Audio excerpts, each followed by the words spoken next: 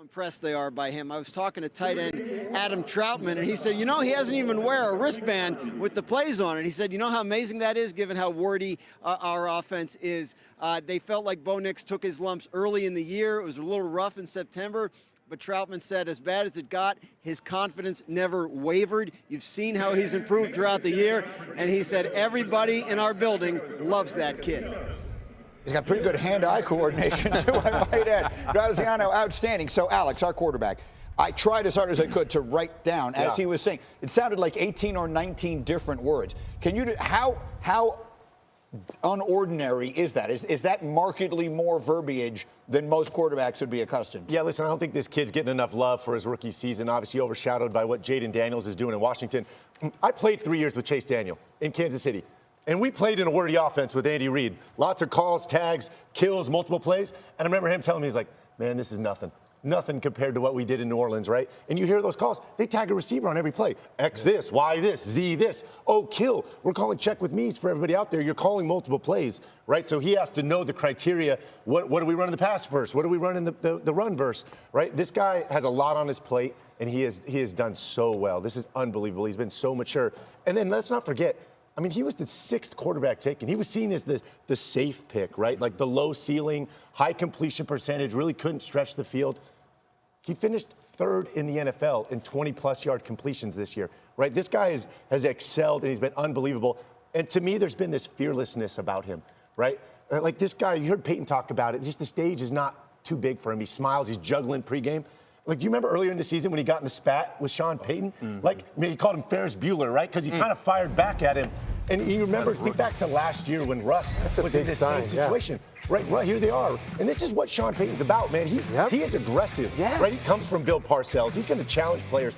Look at this young buck firing right back on the sideline, right? I love it. This guy has a stinger about him. And I think it's going to have to show up today. Again, going on the road to Buffalo. Not a single person thinks you can do it, right? He's going to have it. And one of them, yeah. But anyway, and you see, like, and then Sean try to come back with him, and then he cools off. Yeah. Some players just don't have that, okay, to question authority and voice authority. It's what makes, in my opinion, the best leaders in the National Football League. When you can look at a head coach, no matter who it is, no matter what he's done, and saying, listen, this is what I think. This is what happened out there, coach. Calm down. Last year I was on, I mean, when it was Russell there, I'm like, Russell, when are you going to take a time and just say, shut up, man, I know what I'm doing? Yeah. You know, looks like this kid's there already. That's a huge sign right there. And Fred, let's talk about, because you said it last night too, this is a young team. They're a little bit ahead of schedule. The quarterback, while he's an older rookie, is still a rookie. You said to me something last night about how you can play like you have nothing to lose. Is that a real thing? Absolutely. I mean, you look at this team back 6 months ago, the start of this season, nobody would have thought that the Denver Broncos would have been here. Only the Denver Broncos knew that they had a chance at doing this. Nobody knew that Bo Nix was going to show up and be the quarterback that he's been. He's been ultra impressive as a rookie. It's so hard in this league to come in as a rookie and play the quarterback position at a high level, and he's done that. He's given his team a chance to be here in this moment. One of the most dangerous teams in the NFL is one that has nothing to lose. So Rex, all this talk about the quarterback, and that's great. And I wanted to make one more thing about this quarterback, because not only, guys, how difficult it is, he's got to decipher all of that kind of stuff. Oh, and by the way, also recognize the defense and what you're seeing and play to the speed of the game. That's what's been so impressive to me. And a shout out to Pete Carmichael, who I think is about as good a quarterback developer as there is, partnered with Sean Payton. So other than that, now let's move on. Well, because if the Broncos are going to win today, most people are going to say it's going to be because of their defense. Yeah, exactly. The great equalizer is the Denver Broncos pass rush. They got 5 guys that can get after the quarterback. They can get it from inside, outside, all over the place. I think that's the equalizer today, and gives them an opportunity. They play man. They like to play man. I mean, they like to get after guys, too, and send pressure. And I just don't know if that's the right formula. I really think this is a big brother game right here. I mean, you're going into Buffalo, and you are playing the Bills, who have only one goal, and that's a championship. And with this guy right here, when he sees backs to him, he's taken off, and he is a tough tackle. So, I mean, all those guys in terms of Benito, Cooper, Allen, it's like, you know, getting there, bring him down. Yeah. That's the hard part. And I've even started to talk about this offensive line, who I feel is special in how they run the ball with James Cook. All right, so we will get much more on this game. We'll talk about it from the Bills side of things as we continue. But now it is time for the moment you all have been waiting for. It is time for the Rex Factors, presented by ESPN Bet. Rex, let's see how we do with today's quarterbacks. Yes, today's quarterbacks has to be better than yesterday's quarterbacks. Bo Nix, the number is 224. I think he goes over. Guys, here's why. Watch for it today. This guy is third in the National Football League in passing yards outside the pocket. This is not what you think. He's not a stationary guy. Gets outside, makes some big plays against that Bills zone defense. Josh Allen, 224. That number seems awful low to me. I think he puts a Superman cape on. You mentioned all the man coverage he's going to be facing. Watch out. Josh Allen goes over that number. Baker Mayfield, the number is at 249.5. He's got to go over this number, I think. I think it's going to be an absolute shootout. I wouldn't be surprised if both those quarterbacks are over 300 yards. All right, the Rex Factors are in there, presented by a friend. The game we're all looking forward to is in Philly. Packers looking for a repeat of last season's wild card round when Jordan Love led them to a big win at the Cowboys. Green Bay became the first 7 seed to win a game in playoff history. They'll try and do it again today. This is the second meeting between these teams this season. Remember, they played in Brazil week 1, and the Eagles won at 34-29. Saquon had 3 touchdowns in his Eagles debut. Both teams talking this week about the rematch. So Sal Paolantonio is in Philadelphia for us again. Sal, some injuries impacting the Packers in this one. What can you tell us about their quarterback, Jordan Love? Well, Jordan Love had some pain in his elbow. He had that funny bone injury in the last game of the season. And, of course, he had a little bit of numbness in his right hand as a result, but that dissipated by the end of the week. And he has been a full go in practice all week long. You know, he's been the most blitzed quarterback in the National Football League. Why? Because he's so difficult to sack. He had 472 dropbacks, just 14 sacks this season. He's so difficult to sack because he's a good quarterback within the pocket. Subtle movement within the pocket, able to get out of the way of the rush and hold on to the ball as long as possible to allow his receivers to get open. And the Eagles are not a blitzing team. Everybody knows that Vic Fangio does not like the blitz. They play a 2-deep safety shell on their defense, keep everything in front of them. So they're going to have to find ways to get pressure on Jordan Love in this football game. You go back to Brazil. I was at that game. The Packers moved the ball very easily on the Eagles defense. It was the first week of the Vic Fangio defense for Philadelphia Eagles, but they did move the ball easily. They had 4 trips in the red zone in Brazil, only cashed in once. So they're going to have to be a lot more efficient in the red zone. But Jordan Love can move the football, and he can move around the pocket. He's very good inside the pocket. They're going to have to figure out a way to get pressure on him in this ball game, Greeny. That's a really interesting point, Sal. We saw that defense improve substantially after their bye week. Fangio made a lot of changes. But let's look at it from the standpoint of the Green Bay offense. You gave me a number yesterday, Rex. You said if the Packers are going to win, what exactly do they need? I think they need Josh Jacobs, and I think they need to pound him like 30 times. Just keep running it, and obviously the throw. But make sure you have a dual threat that he's just not sitting back there dropping back all day. I think be balanced on offense, but Josh Jacobs could be the big factor in this one. 30 carries. You disagree? I disagree big time. Listen, this Eagles defense is elite, right? And up front, they are so good, especially up the middle. I mean, Jalen Carter, we saw the tape on Zach Bond. These guys are unbelievable. Yeah. If there is a vulnerability of this defense, it's on the back end. I know they're improved. They still have 2 rookies back there. Again, these safeties, good players, they're not cover guys. Tại với kênh YouTube của mình, video ngày hôm nay của mình sẽ là video gì đây? Come on, let's go. Get off your. Wow, không biết làm video gì. Rất nhiều những sản phẩm mình đã chuẩn bị để chuẩn bị promo. Touchdown. Tất cả các bạn đây. Tất cả các bạn rất chi là quen thuộc. Những đồ dùng, con vật đây. Và đồ dùng đi theo mình là một xăm màu. Xăm màu của mình đây. Kênh màu này sắp. Rất chi là tuyệt vời nha. Các bạn, nếu các bạn thấy hay, cho mình một like và đăng ký kênh nha.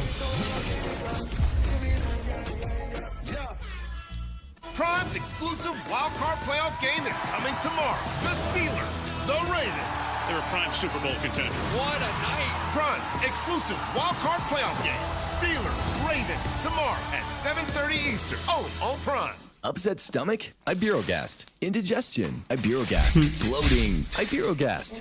Thanks to a unique combination of herbs, Iberogast helps relieve 6 digestive symptoms to help you feel better.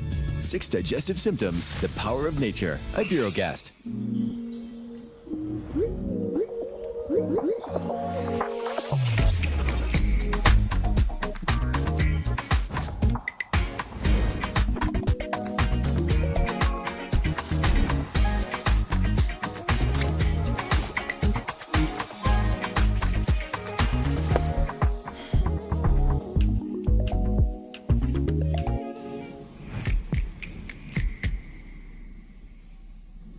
Okay, guys, instead of getting WeatherTech, I saved a few bucks and got some cheap foreign-made floor mats.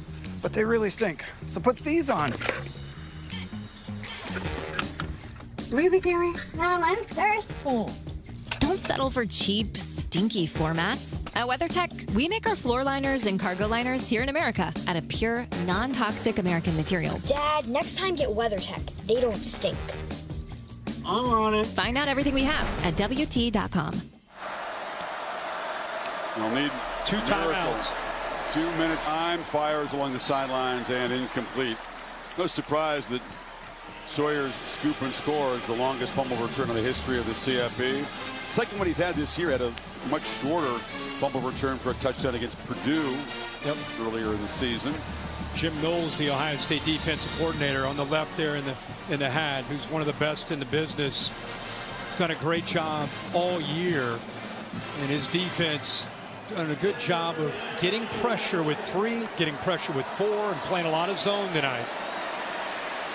Ewers steps up down the middle. It's intercepted. Caleb Downs has got it, and he'll just take a seat at the 41. And Ohio State can start plotting for Notre Dame and celebrating a 3rd consecutive playoff victory. Well, we talked about number 2 all year. And just like Jack Sawyer, how great is it for one of the best players on this Ohio State defense to step up and make a play? That's a great shot of him. Look at him right here. Gets the call, communicates the call. Watch him. We know what he can do in run support. That's why he's in the middle of the field. He's not even looking at the quarterback. He's looking to his right, looking and waiting for an in-breaking route. Look at him studying it. Wait and wait. He saw it. Now he steps up. He stepped up because of that in-breaking route, anticipating that ball might go in the air, and it did. That's backyard football for number 2. That's just instincts. And Ohio State is going to beat a second SEC team in this playoff. Sandwiched around victories over the Big Ten champion Oregon Ducks as Judkins picks up 10. Now you start to spin it forward. Yep. To Ohio State, Notre Dame. Notre Dame, huge win last night. Marcus Freeman, a former Buckeye, grew up in Ohio. So much talk will be made about that. He's done such a remarkable job of getting Notre Dame to where they are. Chance to play in a national championship. It's his birthday today. Happy birthday to Marcus. And the Buckeyes end up getting and punching their ticket to that national championship. Ohio State, November 20th. I say we go there now. Can't wait. Sneak for a first down. Ram Trucks post game coming up. Of course, we'll have reaction from the Buckeyes. We'll begin to look ahead. Have the trophy presentation. Did Notre Dame watch tonight and think, I like what Pete Kwiatkowski did with Jeremiah Smith. There's a lot to look at in the film study of what Texas tried to do. Oh, that's great. When the coach jumps in a player's arms, that's pure joy. They've been so cool these first 2 wins in the playoff. There's a little bit more fire right now. No takeaways until those 2 crucial ones. Sawyer's scoop and score. Downs pick. Texas does fight hard. that Ohio State has the final word. Buckeyes out of the championship game.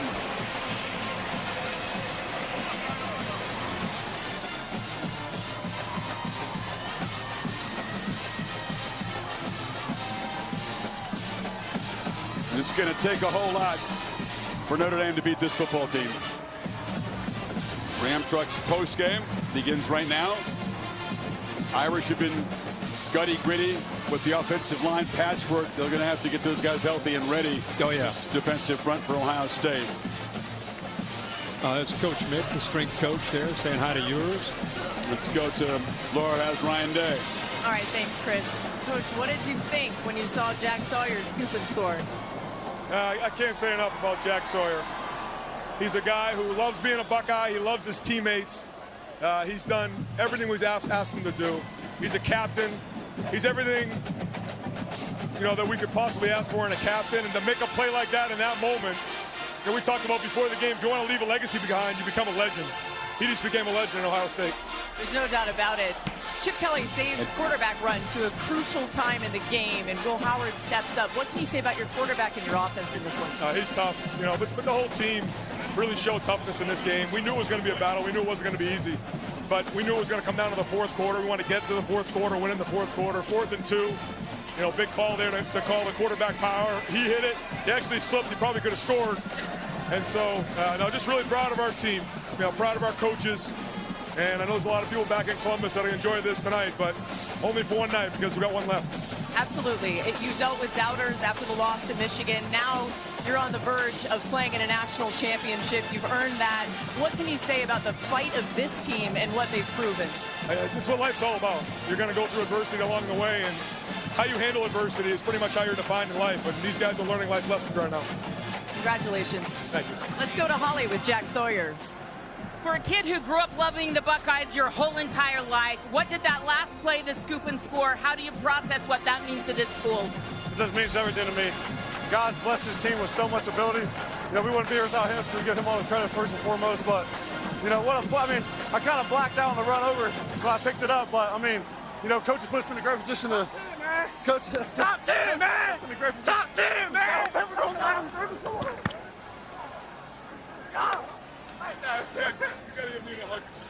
Next day. Love you too. Appreciate it. Let's go back to your blacking out on the run. Tell me about that touchdown run. Yeah, I was just put in a good position by the coaches, and I saw the ball pop out right to me after I tackled him. I was just thinking I just got to keep staying on my feet because, like I said, I was almost blacked out when I scooped in and saw nothing but green grass ahead of me. I know you and Quinn were roommates. Did you have a chance to talk to him after and talk about the play? Yeah, I did. He was walking off. He said, "Screw you," and started laughing.